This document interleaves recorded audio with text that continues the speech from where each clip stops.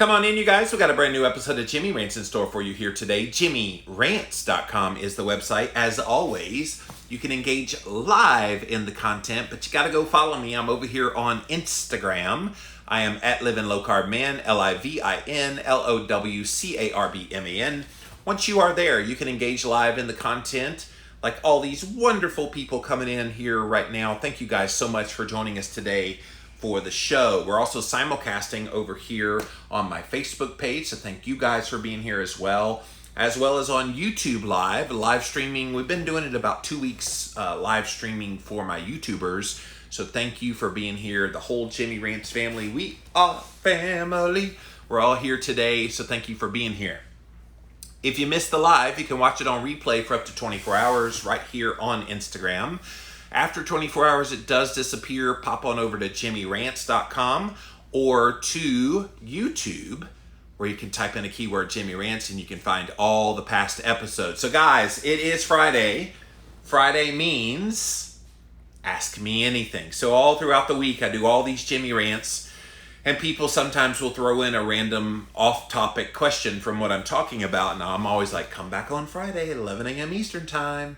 And we always address your questions at that point. So this is your day to shine. You have a question about keto, fasting, cholesterol, book writing, podcasting, being famous online, dealing with haters, you name it, or anything that you want to ask about me. I'm happy to do that. But before we get to that, I always like to bring kind of items of interest that come up. And one of them, I'm going to start with the big one, because this was quite disturbing to me. Yesterday, there was this gentleman in Oklahoma City who was trying to deliver some furniture to a customer.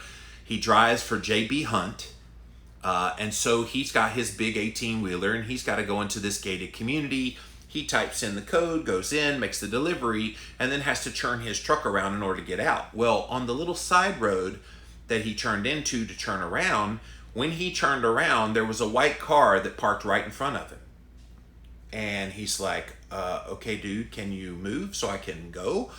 And so the gentleman was saying, well, why are you here? This is private property. You're not allowed here. Tell me why you're here. And of course, the gentleman is an African-American man. And this guy that was questioning him was an old white guy. And the old white guy just kept berating this guy. Oh, you got to tell me why you're here. And he's like, well, I'm trying to leave if you'll get out of my way. And he literally blocked him in.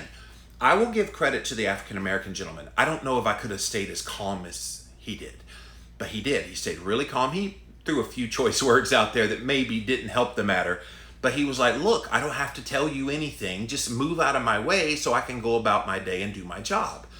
Guys, this old man detained this young man for about 30 minutes, and he called the police on him and just suspected that nefarious activities were happening. And then he got another neighbor involved before the police came, and they tried to say, well, what are you doing here? Tell us all the reasons why you're here. And of course, he had just done a delivery at a neighbor's house. He said, I don't have to tell you why I'm here. Just move out of my way so I can go. Finally, the customer that he delivered to heard about the commotion in the neighborhood, came over and said, yeah, he delivered me furniture. Let him go. What are you doing? And so he Facebook Lived it, this gentleman, this African-American gentleman. He was on Facebook Live to protect himself. He's like, I don't want anything to go down that it's not recorded and kept for posterity in case something happens. To his credit, he stayed butt in seat the whole time. He kept his seatbelt latched. He did talk to the guy through his window, but he was, for the most part, pretty darn respectful to what was obviously a couple of racist guys. And can I tell you, as I was watching the comments come in from all of these people watching this live, it really broke my heart to see that a lot of African Americans said, see, this is what white people do to us.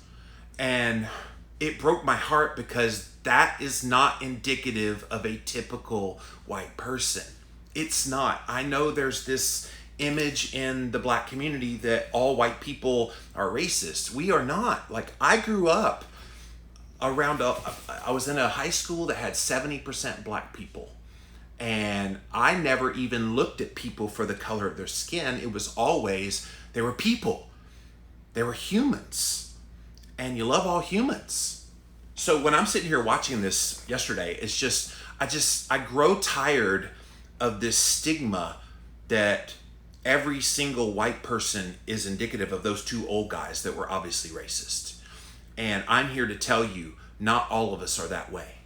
And not all of us have this hate in our heart and have this prejudgment. So if you haven't seen it yet, I'm sure you can just Google Oklahoma City or Oklahoma and find it on a Google search. But it broke my heart. I'm going to post a clip of it a little bit later on my stories on Instagram. But this is real, guys, that people have these things in their hearts that make them do stupid stuff. And the poor guy, finally at the end, he was doing everything perfect. He called his boss. This guy is kind of illegally blocking me in, and the boss is like, well, can you get around him? He said, yeah, but I would tear up the yard. So there was yards on both sides, and he's in an 18-wheeler. He just thought he would tear up the yard, so he refused to do that. He was being very considerate. And then at the end of, when the guy moved his vehicle, he called the police and said, you know, I think you were called about an incident. I don't want to be accused of fleeing the scene of a crime, blah, blah, blah.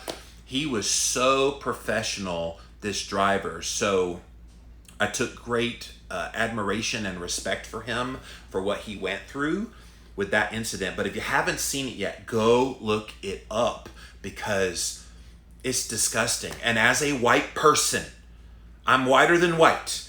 I think it's repulsive what those white people did to this man. Repulsive. And we as Caucasians do not need to put up with homers like that. I think the kids these days call them Karens. A couple of Karens. And of course the customer calls the gentleman back and says, I am so sorry. These guys are very protective in our neighborhood. Sorry you had to be detained like that. Oh, it's not right, blah, blah, blah. I hope this guy goes after those two guys because they need to be made an example of. We do not need to tolerate racism in America. And yet there's this perception that every white person is racist toward every black person. And it's simply not true. Breaks my heart. But it happens on a daily basis, this perception getting reinforced like this incident that happened yesterday. So go look it up if you want to look at it. It will make you angry if you are someone who is trying to do all the right things and love everybody. All right, let me move on from that one because I'm going to cry if I keep talking about it. Today, you guys, I am on the Fat Burning Man podcast. Go check out Abel James. I see he just popped in over here on my Facebook Live. So thanks for being here, Abel. But Abel James has been doing a podcast since 2010 called the Fat Burning Man Podcast, one of the biggest health podcasts in the entire world. And he and I recently did a great show right here from Jimmy Rant's studio on my end of things. And so go listen to it wherever you listen to podcasts. Abel also has a video of it as well that he posts up on his website, Fat Burning Man. So go look that up. Had a great time chatting with Abel. Abel is a pro when it comes to asking questions. And of course, he and I have been really good friends since the paleo movement was really popular, which seems like forever ago, Abel, but had a great conversation. So definitely go check that out over on your favorite podcasting format. All right, so I've been teasing you guys that I have a new device that's out there that helps to measure breath ketones. And some of the breath ketone analyzers that have been out there for years have been a little less than desirable with their results. And so I wanted to tell you about this one. And there it is right there. It's called BioSense. And it literally is this little tiny device that you blow into that is very professional. This is a medical grade breath ketone device called BioSense. And you blow into it. And the interesting thing that I loved about this and why I'm going to start talking about it a little more and using it in experiments is a lot of the other ones, you can see into the chamber and see the sensor. This one has a closed chamber. In other words, any ambient air just can't get in there randomly. It has to come from your mouth. And when you blow into it, it will buzz. It'll give you kind of a hepatic buzz on your lips when it's time to stop blowing, that it's got enough information to give you a readout for your ketones. And another one of the complaints that people have had about other breath ketone devices is they don't know what the equivalent is in BHB, the blood ketone, beta hydroxybutyrate. This one, it's a 10-to-1 ratio. So if you blow a 10 on the BioSense, you're at 1.0 in your blood ketones. If you blow a 15, you're at 1.5. So basically, it's pretty easy. Just move the decimal point over, and that's the equivalent in BHB. So again, it's called BioSense. Go look it up, you guys. mybiosense.com, BIOSENSE. My, biosense.com. They did say if you mention my name Jimmy and put it in the coupon code, they will give you a $20 off plus free shipping. So go check it out if you want to. I am going to be using this in some experimentation coming up, but I wanted you guys to know, in case you want to do the experiments that I do, to go get this. Is the latest and greatest, and this is a medical grade device. A lot of the other ones are not medical grade. They're using this actually in research now, and they've done some very thorough research using it for a wide variety of reasons. It's literally the coolest breath ketone device there is out there, and if you can keep from pricking your finger, I say all the better. Like, who wants to prick their finger all day testing blood ketones when you can have an equivalent that is high quality? And I was talking to the guy that created this on my podcast this week, so go check that out on Living La Vida Low Carb Show, llvlc.com. And he was telling me that, oh yeah, you can blow unlimited times for about 2 years before the sensor needs to be recalibrated.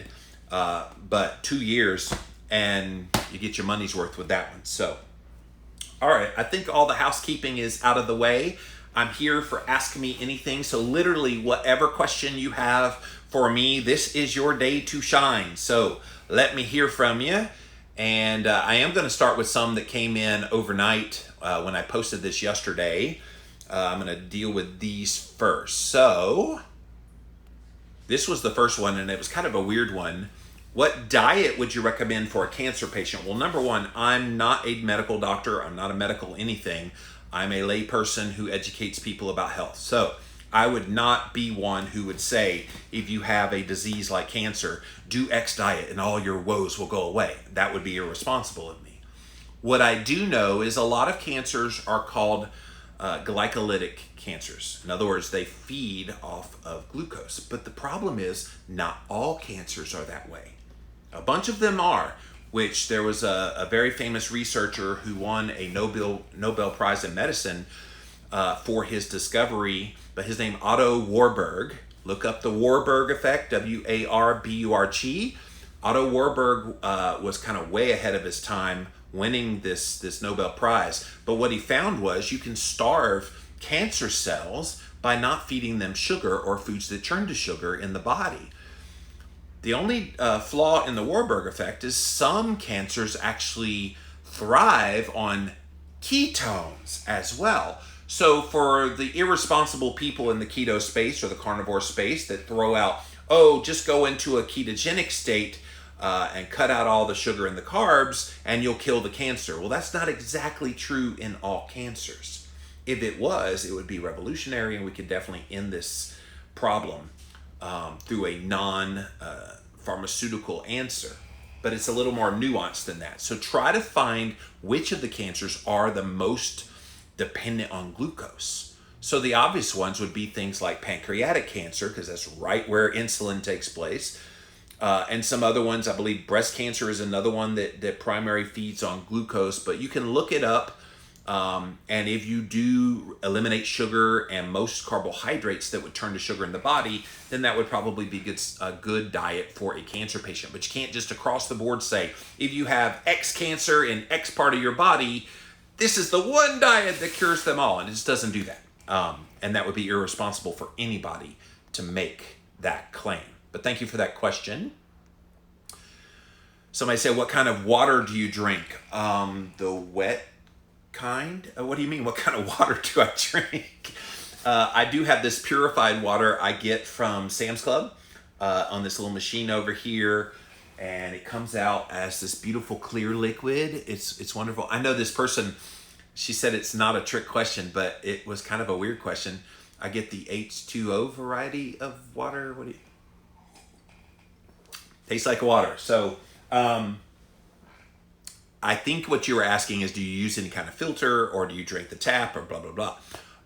When I was a kid, my dad had an artesian well out in front of one of his restaurants. He had an artesian well, and we would go out there and get the artesian water, artesian well water. It's a little bit funky monkey if you're not used to it, because it's got minerals and things in it that are pretty healthy for you, but it was ice cold always. It was wonderful. I loved that artesian well.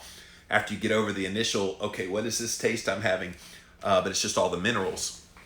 I do like a good mineral water as well, but for the most part, I do the purified water that I get from Sam's Club. But thank you. That is definitely an ask me anything type of question. All right, next one. Any ideas when the next long group fast is coming up? Thank you for that. Yeah, so I've kind of resisted this trend to do a fast and to have a group fast during this time of quarantine because a lot of people have been stressed. And that's something else I wrote about today. If you missed my post today all over social media, people are stressed to the hilt and they be doing cray stuff. So in the midst of this, I've resisted the urge to do any kind of group fasting, which I have done before on Jimmy Rants. Last year, I did a couple of long group fasts, 7-day group fasts. And so I've resisted that so far since I've been back from sabbatical and since COVID-19 came out. But since you ask, yes, I will be starting a brand new 7-day group fast. I haven't announced this anywhere, so you're getting the exclusive scoop right here on Jimmy Rants today. June the 1st is a Monday.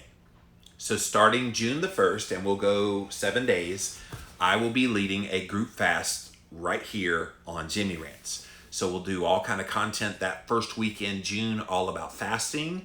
I'll probably do an open Ask Me Anything about fasting that week. And we will literally go 7 days just with fasting content that week. So I know a lot of you have been asking for that.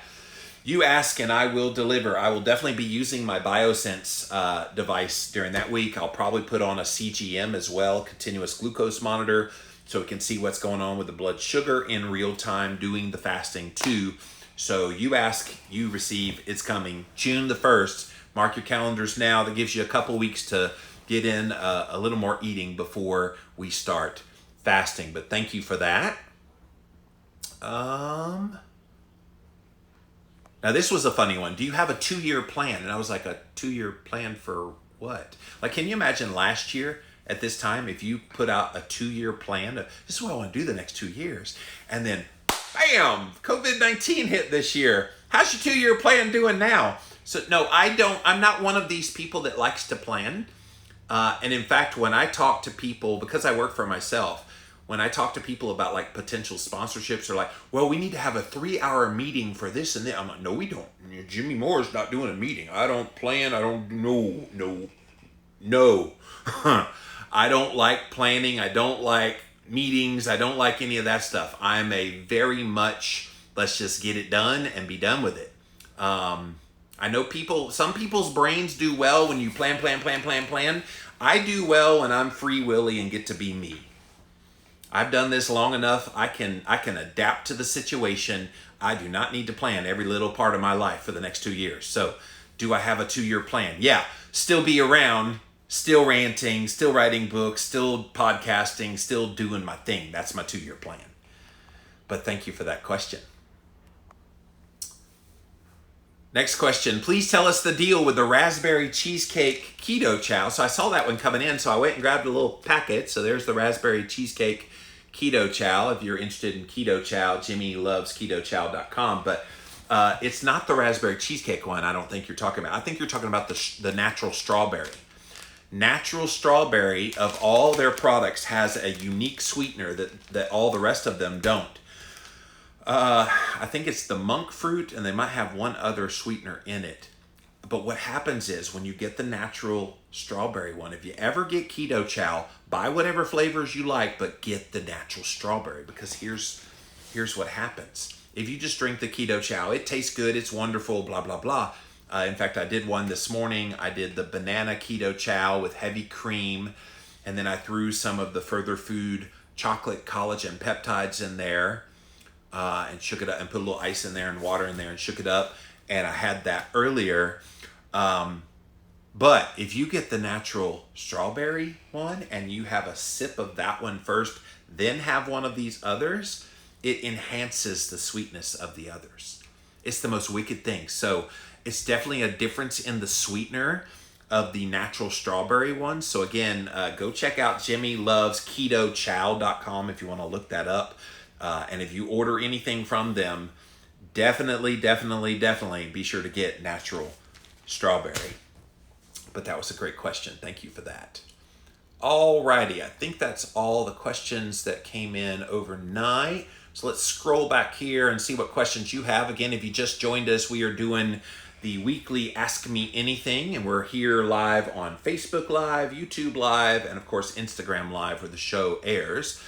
And you can literally ask me any question you want: keto, fasting, cholesterol, book writing, podcasting, anything personal about me that you want to know about. This is the day I let my hair down. If I had hair, I would let it down today, and pretty much open up to you about all kinds of things. So let's get going here.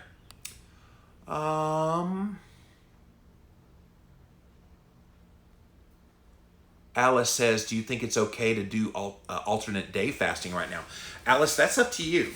If you think that you're doing pretty good at controlling your stress, then I think alternate day fasting is a great idea. So basically, for those of you that don't know, alternate day fasting is just that. You eat on Monday, you don't eat Tuesday, you eat on Wednesday, you don't eat Thursday, so forth and so on. And the premise behind alternate day fasting is eat enough food in one day so that then the next day you fast, and then you eat enough food the next day.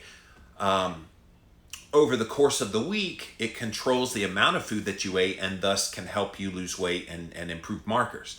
Some people do well with that. I know Dr. Fung and I, when we wrote the complete guide to fasting, we put in alternate day fasting as a great way to keep the benefits of an extended fast up. Now, not everybody has to do alternate day fasting, which ends up being about a 36 to 42 hour fast, because if your last meal on that Monday, for example, is like 6 o'clock, and then you don't eat all day the next day, then you wake up on that next morning, but you're really not hungry till about noon, you've done a very long fast.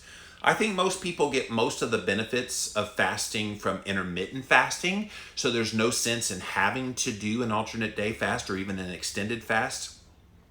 But it's up to you. Do you feel good, Alice? If you do, give it a go. And the worst case scenario is you try to get into this and you get on that fasting day, on the alternate day fasting, and it's fasting day, but you're like, I'm hungry. Eat. Don't be the hero. People try to make fasting much more difficult than it needs to be. Listen to your body. And if your body's saying, let's go, then go. If your body's like, then listen to what the body's telling you. Okay? Thank you for that question. Successfully Spiritual AF says, what's one food that you miss since being keto or carnivore? One food I miss. Well, that's a trick question, because if I want a specific food, I'm gonna have that specific food. I'm not worried about labels of carnivore and keto and blah, blah, blah. I think we've fallen so much into a diet dictatorship when it comes to how we nourish ourselves. If you think you need or want something, guess what? Let yourself have it. Like, what's the big deal? Especially if it's infrequent, meaning not every week, not every 2 weeks, maybe not even every month, but just have it, enjoy it, and then move on with your life. I think when we get out of the diet dictatorship and get liberated to pretty much not see things as cheats, I really hate that term, and instead just look at it all as the same journey, eyes wide open, why you're having that thing you think you want, then you get it. In fact, there was a question on Real Talk, my podcast yesterday with Dr. Will Cole, and somebody had asked, do you guys ever cheat? And Dr. Cole talked about, oh yeah, when I have something, I enjoy it and it's off planned, a little higher in sugar than I would normally have. He said, I don't violate my no gluten thing. He avoids all grains whatsoever because he has a family history of some autoimmune disease. So he does not ever have any grains at all, ever have grains at all. But he does allow higher sugar things from time to time, and that's his choice. And I talked about having a gluten-free crust or a cauliflower crust kind of pizza, which again can have things like tapioca starch and other things, non-grain types of things. So I guess that would be the thing that I would have. Of course, you can keto-fy it. There's the fathead pizza. There's the meatza. There's all kind of ways to get it in there. But no, I don't choose to look at food in that way. I choose to see food as, okay, everything's on the table. I just, for the most part, choose not to have most of the things I used to eat. But thank you for that question.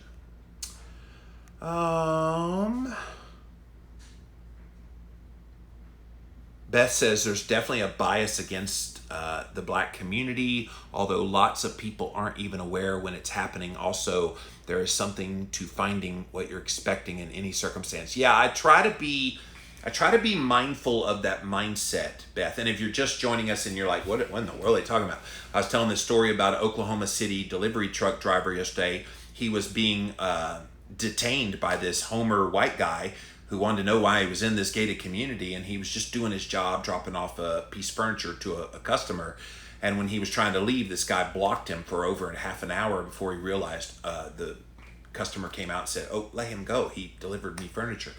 And so there's a lot of perceptions that all white people hate all black people. But yeah, I mean, it's almost as if this guy had not shown up, would the guy have had that confirmation bias of what he already believed about white people? It's a very tricky situation. I try to put myself in their shoes because I don't know what it's like to live as a black man in America. And I know a lot of people talk about that in the black community. Well, white people don't understand. We're under constant siege. And I try to put myself in that position of what that would feel like and the real fear that's there. And it's real fear. I get it. I get it in terms of conceptualizing it. I don't personally get it because I've never been black. So it's just unfortunate these kinds of incidents take place, and then they get the explosion because this Facebook Live that he did showing what was going on went viral. 500,000 people have seen that so far, and it's been shared a lot, and I'm talking about it here today on Jimmy Rants. So it's unfortunate that these kinds of incidents happen, but I hope it's seen as one-offs. Unfortunately, there's a lot in the African American community that say this is what always happens, and then they're always begging, what can we do about it? And so I'm trying to use my platform and voice here today to say, this ain't okay with me. And I think a lot of us believe the same way that are Caucasian. We believe the same way. It's not okay. And I think we need to call out those people like these two guys that were detaining him yesterday illegally. We need to call them out and say, no, this is not right. And we do not accept this.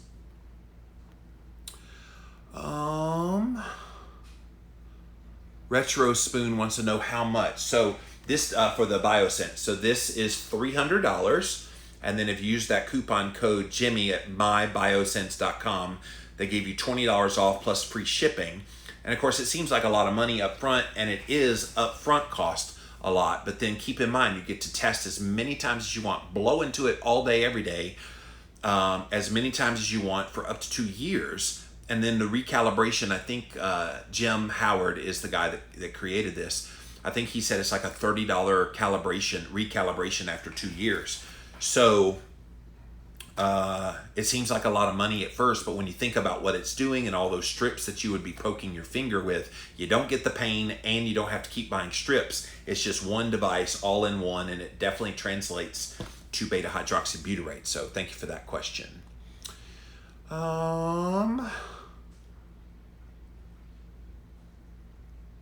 Rachel says, what's the minimum amount of time needed between your last meal and going to bed? I hate how I feel when I eat right before bed, but I'm really good at eating too late. So great question, Rachel.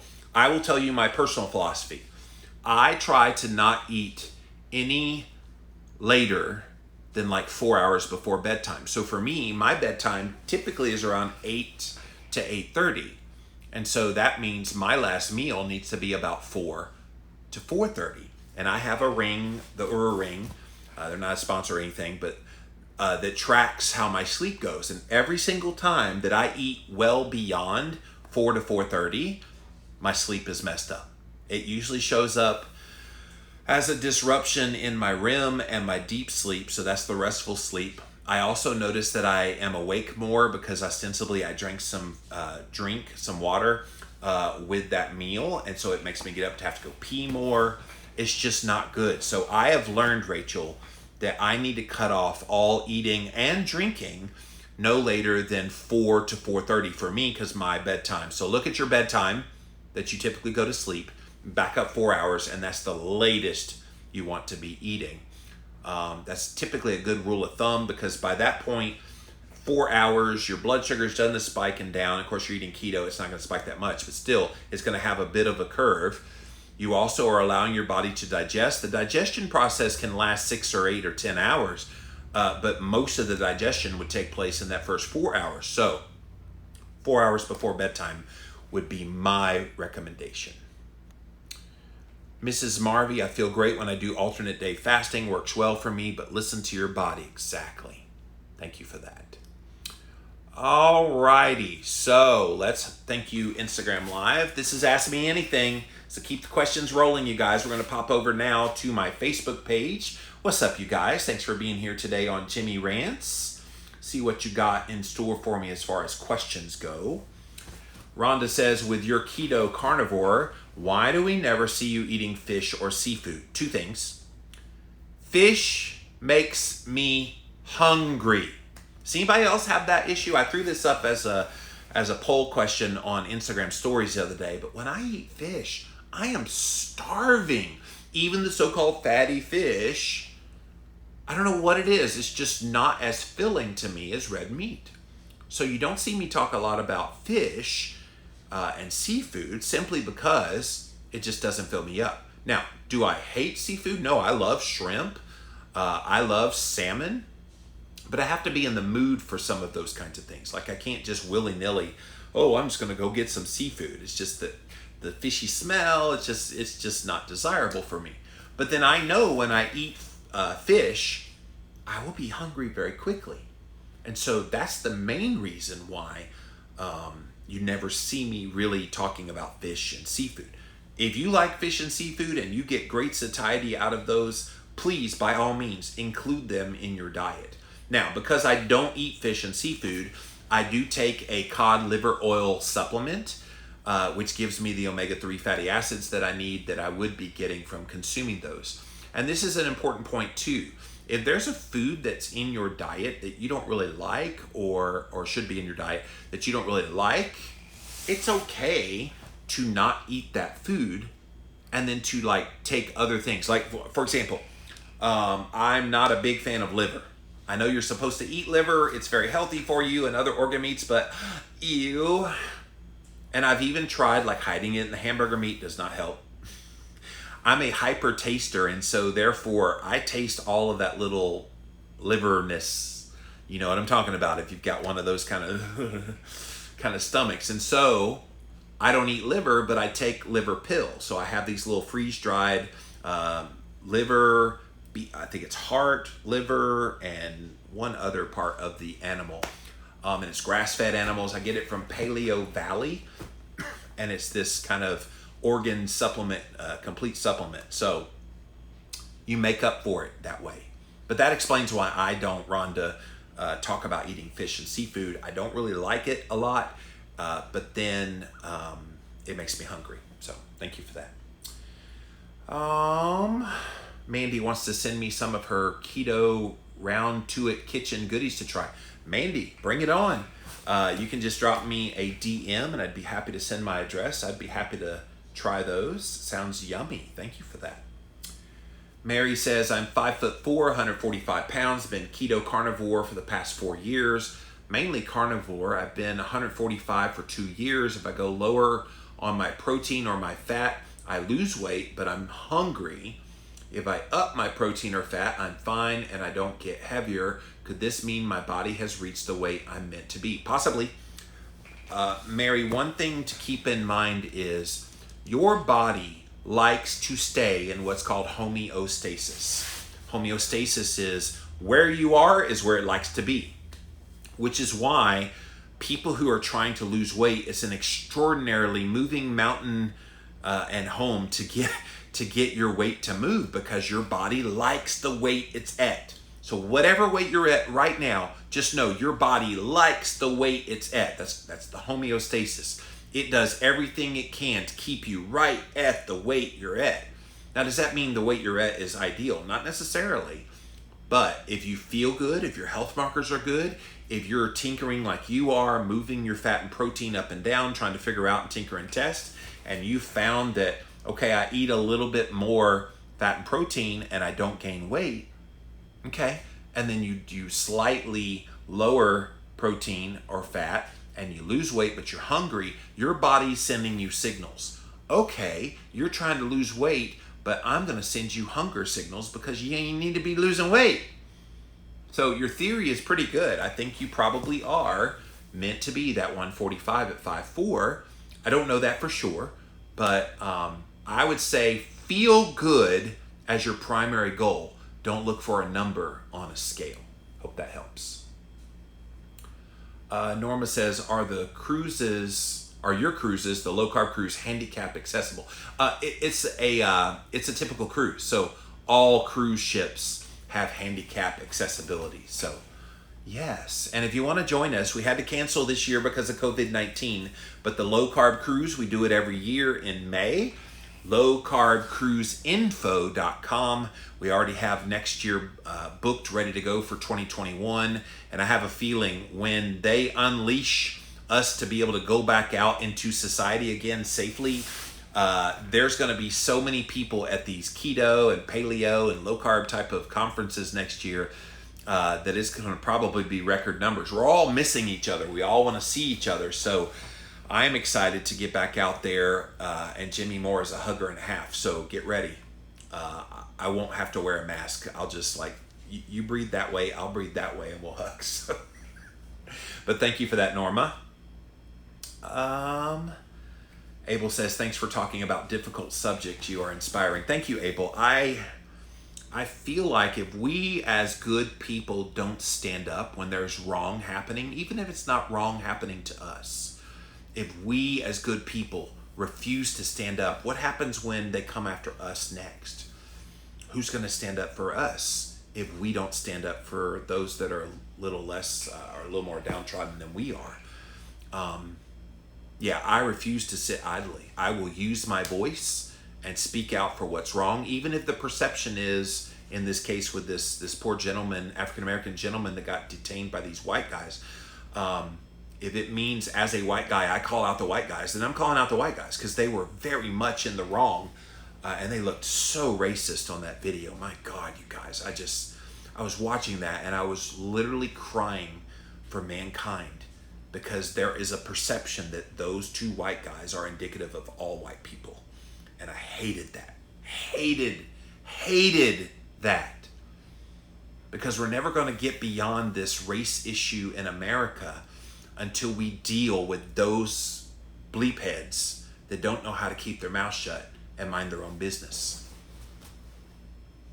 It's just, yeah, I will always talk about this kind of stuff.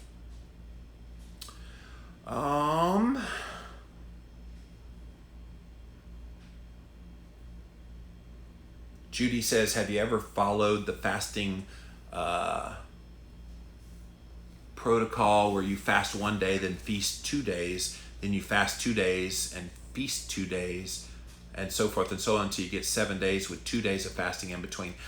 Judy, I've done every incarnation of fasting, so yes, but I mean, the main point with fasting is there's not a formulaic way to do it. Listen to your body, do what works for you. Here's the thing, maybe you set out to do an intermittent fast, and let's say you make it 18 hours, you're still not hungry. You make it 24 hours, you're still not hungry. Why would you eat? I think listen to your body, be intuitive about the fasting. In fact, that would be a great book to write someday, Intuitive Fasting. And it would start with this ramping up of making yourself a highly ketogenic state first. And then once you're in that ketogenic state, the fat adapted state for a period of time, then you would add in spontaneously, it usually happens, periods of intermittent fasting, and then you'd kind of add in OMAD, 24-hour fasting, and then you would like alternate day fast, still keeping keto eating, and then you would start trying to fast for an extended amount of time, 2-3 days, and then 3 to 5 days, and then 5 to 7 days. I don't think you need to go more than 7 days.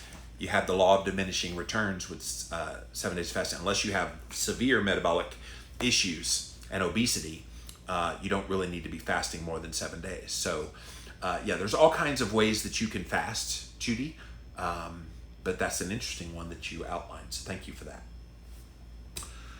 Mars says, I've been doing keto since 2015. Why can't I sustain my weight? It always comes back. Well, Mars, you have to know that weight is not just about the food you're eating and the diet you're on. I know this is so controversial because within the diet space, everybody's like, eat my diet and you lose weight effortlessly and you keep it off forever. Okay? What about other things that impact your weight? What about your stress levels, Marsh? What about maybe you're not sleeping that well? What about do you take any medications that would be adding weight to your body? My own mom, she's on a bunch of medications, steroids included, which put on weight on your body, for a condition she has called myasthenia gravis. It's an autoimmune condition. So there's just so many factors involved in why your body's still holding on to weight. You're talking to the king of it. Like, I eat keto, I basically eat hardly any carbs at all, then I still have weight on the body. And of course, I'm mocked mercilessly online because of that. Oh, look at the keto fat guy. And so it happens. And I think you need to look at some deeper issues that go beyond the diet. Obviously, movement can play a role in that. But I'm thinking for most people, it's unresolved stress. I've talked about some childhood trauma that I went through and trying to resolve some of that. So many factors involved. And I know one person, when I first started out in the low carb world back in 2005, there was one lady around 2006. She was a very prominent person, an editor at an online low carb magazine company. And her name's Laura. And Laura was having the same issue as you, Marsh. She was gaining weight and was basically, she had gotten her diet down to chicken breast and pickles was pretty much all she was eating. And she was still packing on pounds. And she couldn't figure out for the life of her, why in the world am I gaining weight eating chicken breast and pickles? And so finally she went to a doctor that could figure things out for her. And the doctor went in, you know what it was? She had a tumor pressing up against her pancreas. What does the pancreas pump out? Insulin. What does insulin do? It's the fat storing hormone. So when you have higher amounts of insulin being pumped out into the body, you could pretty much do everything right in your diet and you can still gain weight. And so for her, once she got the tumor released or removed from her body, the pancreas stopped pumping out so much insulin, she started losing weight. So sometimes there's other factors going on in the body that we need to be kind. This is why I think some of the fat shaming that's put out there online about people like me and other people that don't look the part when it comes to eating keto, you got to have a little kindness and compassion about what else is going on there, because it's not always as it seems on the outside. And keto is not this grand poobah magic pill that's going to automatically help everybody lose weight and keep it off forever. Okay? Kira says, I keep hearing things like flaxseed can cause cancer. I have no idea if that's true or what good research papers to review. Here's the thing. If you hear a bombastic claim like that, Kira, like I did in my Jimmy Rants yesterday about looking at bad science, if you hear a bombastic claim and you can't find anything about it, it's probably just some claim somebody pulled out of their keister. That's usually a telltale sign, because if it's truly legit, you would be able to find a really good trial on that. The only thing I've heard about flax seeds as it relates to some kind of risk in your health is men who consume flax seeds can tend to have prostate issues, which I suppose could lead to prostate cancer. That's about the only thing that I'm aware of. Other than that, I have not heard anything bad about consuming flax seeds. I have had flax seeds and flaxseed oil. I'm not a big fan. I don't really like that. If I'm going to get the healthy fats, omega fats from something, I'm going to get it from fish oil or from grass-fed beef and things like that. But no, I haven't heard anything about flax causing cancer. If you've got any links that you want to send to me, please send them on. I'd be happy to take a look at what they are. More times than not, it's probably not even a legitimate randomized control clinical trial. I don't know how you would do that in a clinical trial. Probably a mouse study, maybe epidemiology, but if you have that, send that to me, Kira. I'll be happy to take a look. All right, thank you, Facebook. Let's pop on over to my friends over on YouTube, see if you've got anything. YouTube, you're being quiet today. I don't see anything. Weird. Because usually I see there's three thumbs up, but no comments. You guys are like, this is your chance. Ask your questions, please, please. All right, let's come back over here to my friends here on Instagram. Beth says, I eat fish only occasionally, and I almost always hold it with pork panko and then slather it with butter, so that helps. Yeah, if you add more fat to fish, it definitely can make it a little more satisfying. I don't know if it's the specific amino acids that are in fish or what it is. It just does not fill Jimmy more up. And so give me a ribeye steak, and that they always say it'll stick to your ribs. It sticks to my ribs a long time. Luelo says, fish is not satisfying to me, especially shrimp. Yeah, shrimp is like basically all lean meat. There's no fat on shrimp. It's like 99.999% protein is basically what it is. So, but I do love shrimp. When I was a kid, my Aunt Gier, Memphis, Tennessee, she had this little small apartment, even smaller. Her whole house, her whole apartment was smaller than Jimmy Rant Studio. That's how small it was. But she would host all the family on my mom's side of the family.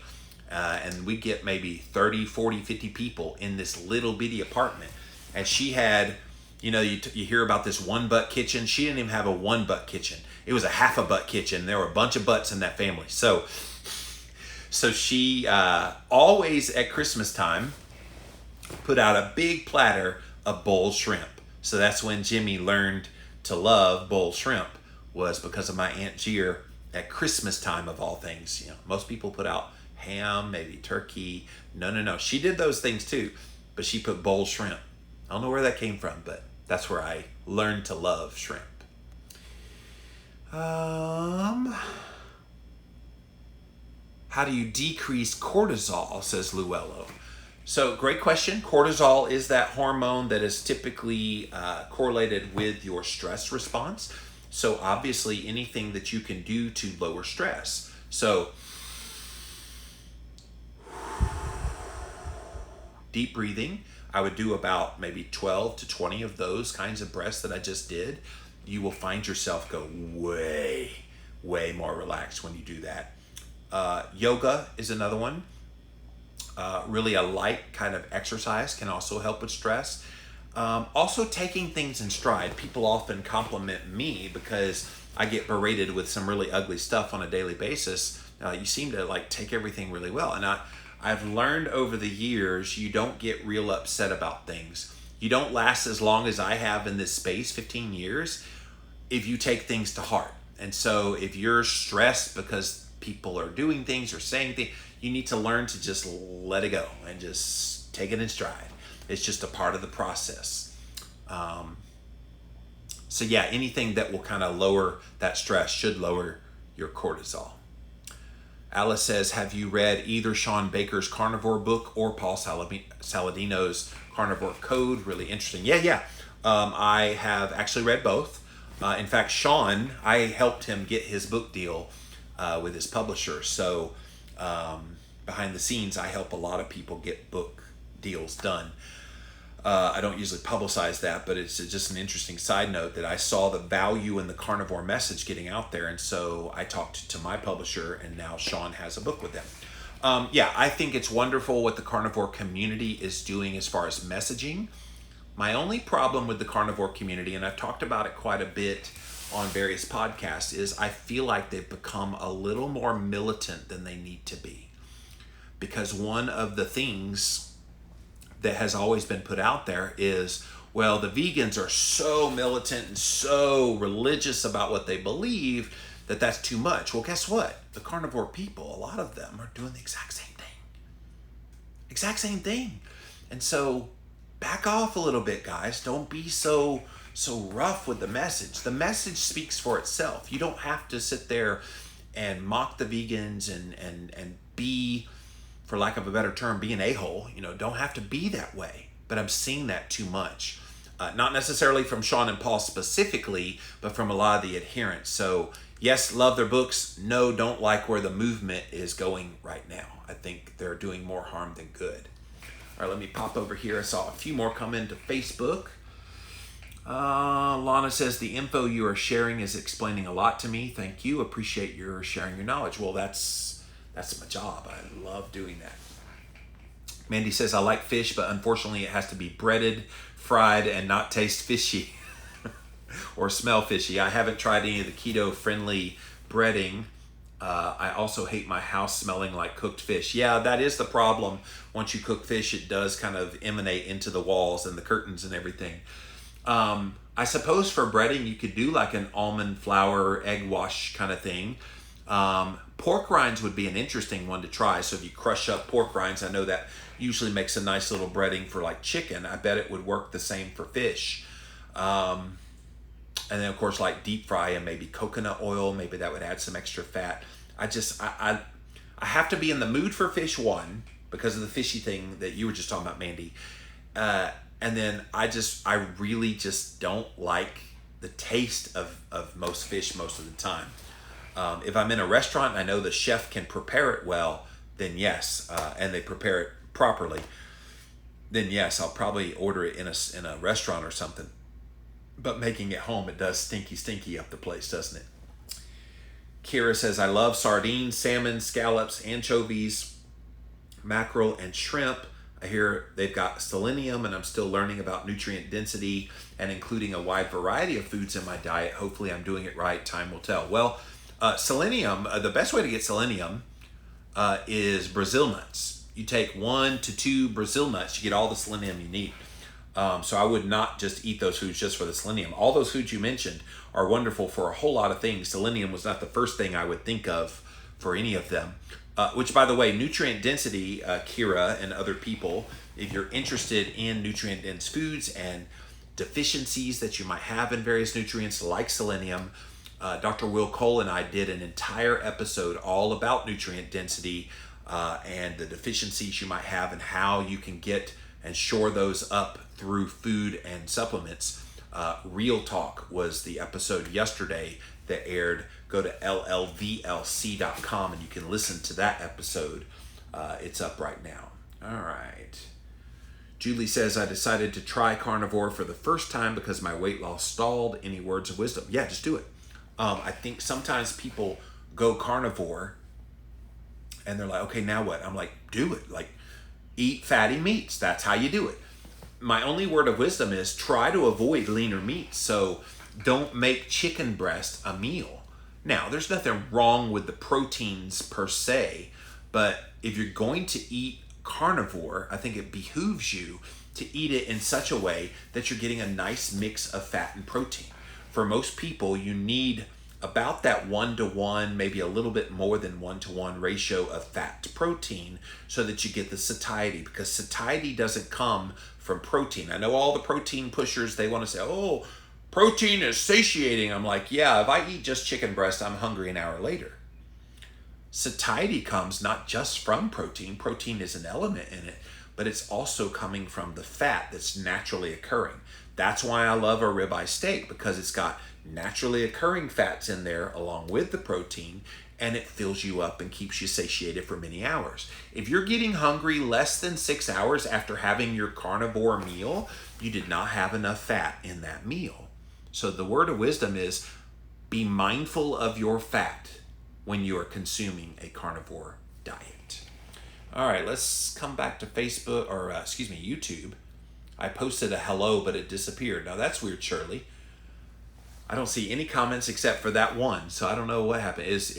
Are the gremlins at YouTube trying to shadow ban me again? So they are doing that, by the way. Somebody wrote me on Facebook and said, you've been shadow banned by Facebook. I'm like, I'm sure. My traffic is down on a lot of the formats, and so I'm not surprised if I was shadow banned there. Luello says pork rinds are excellent for breading fish. You gotta ground them finely. Yeah, I figured that would be a good way to bread pretty much any protein that you wanna cook deep fried. All right, guys. So ask me anything. That was a fun show. Hope you enjoyed that. It's always a pleasure to hear from you, interact with you. You guys are really the lifeblood of why I do this show. I show up here every day because I love you guys, and I want to keep providing information. I hope the stories are interesting enough for you that you want to keep coming back, and a lot of you do. A lot of you keep coming back again and again, so I appreciate all of that. Definitely make sure that you tell people about the show. I think we do a pretty good amount of content from a wide variety of things. I know I got criticized about a week ago. Somebody over on Facebook was like, all you ever post about is COVID-19. I was like, do you watch everything I do? Because if you did, you'd know I talk about all kinds of things all the time. So yeah, we try to keep it a nice mix, and I always try to stay uplifting, encouraging, educating. That's literally my jam. And always try to be a calming voice and a sensible voice, because sometimes there's some wackadoodle people out there and you need somebody that's a voice of reason. And I try to be that kind of voice for you guys here on Jimmy Rants. So that's it for this episode of Jimmy Rants. JimmyRants.com is the website. As always, you want to go engage live, you got to go follow me over here on Instagram. I'm at Livin' Low Carb Man, LIVINLOWCARBMAN.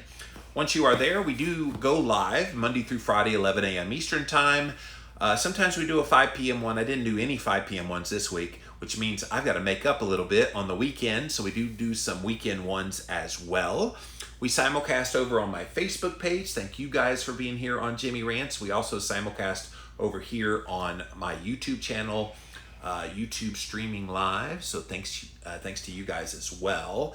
If you missed the live, you can watch it on replay for up to 24 hours. After 24 hours, you do need to pop on over to JimmyRants.com. You'll see all the past episodes, and we house all the archives over on YouTube as well. Type in the keyword Jimmy Rants. You will find the show. So guys, that's it for now. Until next time, we'll see you then.